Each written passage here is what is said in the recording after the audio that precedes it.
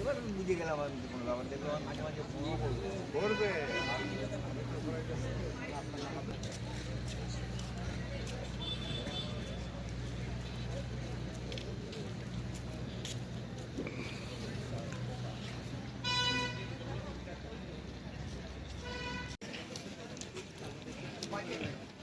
Budget আমাদের এবারের budget ৭৫ লক্ষ টাকা করে সরকারি বাজেট ধার্য হয়েছে।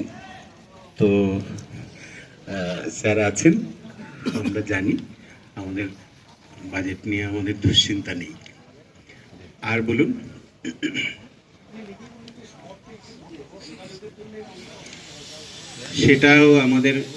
সেটারও সেফগার্ড আমরা নিয়েছি।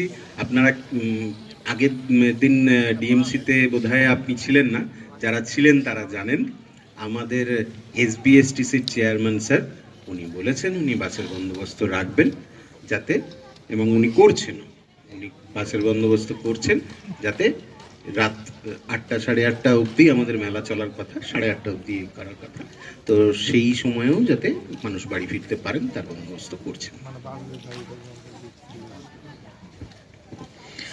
Thank you so much. সবাইকে অনেক অনেক ধন্যবাদ। আপনাদের সঙ্গে নিয়ে দ্বিতীয় বর্ষেও দুর্গাপুর হাটে সৃষ্টিশ্রী মেলা সফল হোক। আর সব শেষে আমরা একটা শরীর আমরা দেবো এবং ম্যাডাম, আমি স্যারকে অনুরোধ জানাবো, যদিও স্যারের ধন্যবাদ জ্ঞাপনের আগে আমাদের যে শরীরটা আছে স্যার আমরা একবার দেখে নিই তারপর।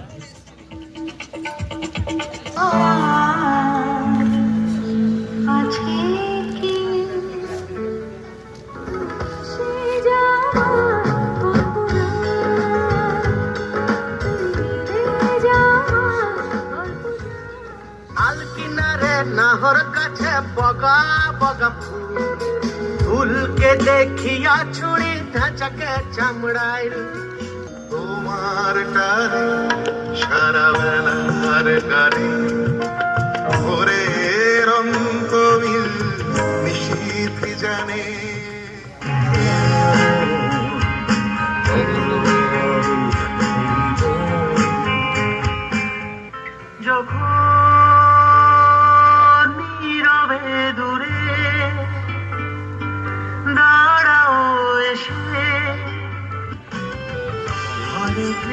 হরে কৃষ্ণ কৃষ্ণ কৃষ্ণ হরে হরে হরে রাম রাম রাম হরে হরে।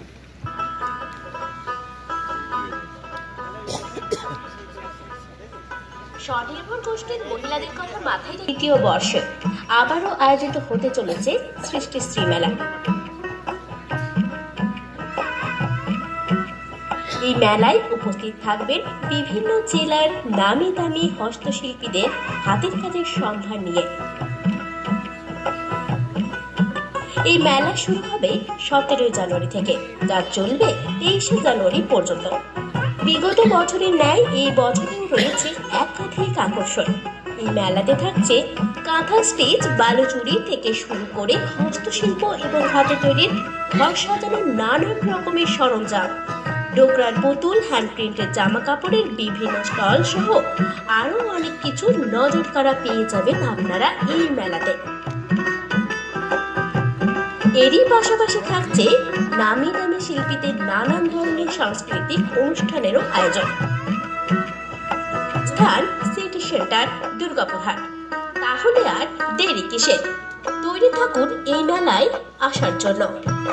দুর্গাপুরে আঞ্চলিক সৃষ্টিশ্রী হচ্ছে, এখানকার দুর্গাপুরবাসীরা সব সময় এখানে এসে আমাদের সব প্রচেষ্টাকে সফলতা দেন।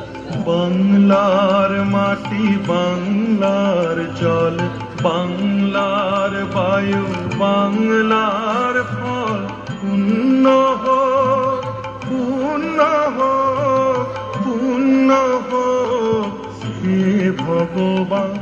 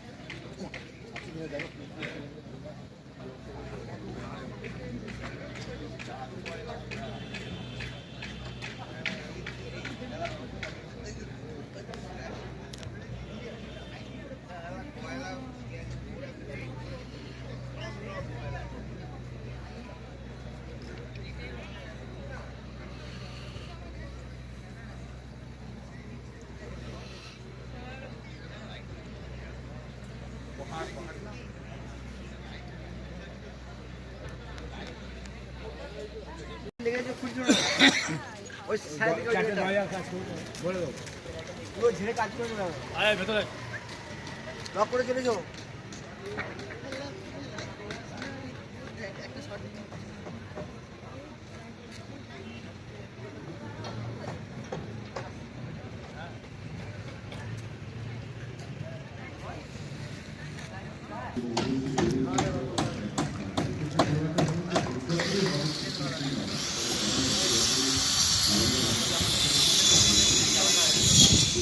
অন্যদিকে বিশেষ অতিথি হিসেবে পণ্ডিত বিক্রম ঘোষ তিনি নিজে উপস্থিত থাকবেন এবং তারপরে স্থানীয় শিল্পীদের কিছুক্ষণের অনুষ্ঠান এবং তারপরে অবশ্যই এই মুহূর্তের অত্যন্ত জনপ্রিয় শিল্পী অনন্যা চক্রবর্তী তিনি আগামীকাল সঙ্গীত পরিবেশন করবেন।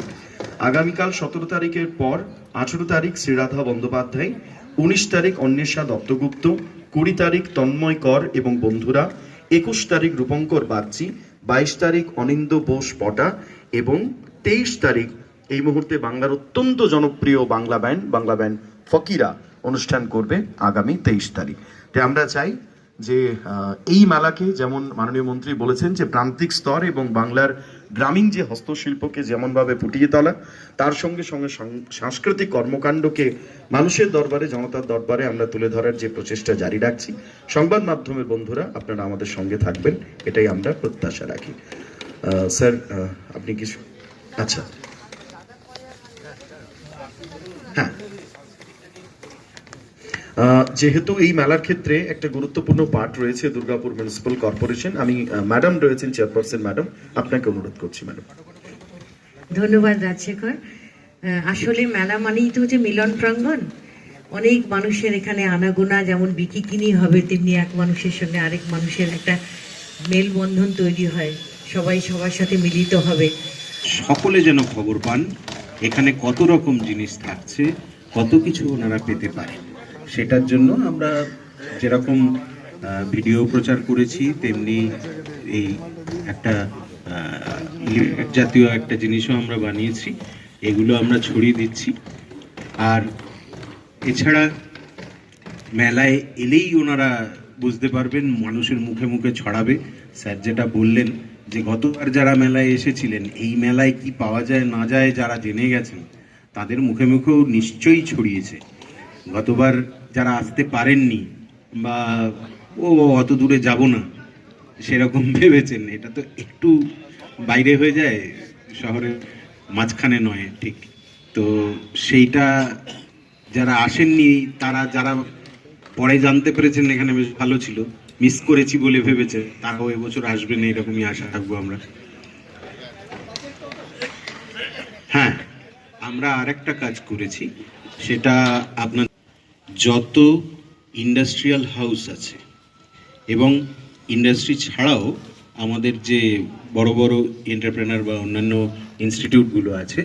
ইনস্টিটিউশনগুলো আছে সকলের কাছে একটা মেলায় আসার আবেদনপত্র বা আমন্ত্রণপত্র পাঠিয়েছি। সেটা এখন আশা করছি সেটাতে ওনারা সাড়া দেবেন। এছাড়াও আমাদের জেলার সমস্ত সরকারি দপ্তর, প্রতিটি সরকারি দপ্তরের যারা জেলা স্তরের আধিকারিক আছেন সকলের কাছে আমরা নিমন্ত্রণ পাঠিয়েছি। আমাদের সমস্ত গ্রাম পঞ্চায়েত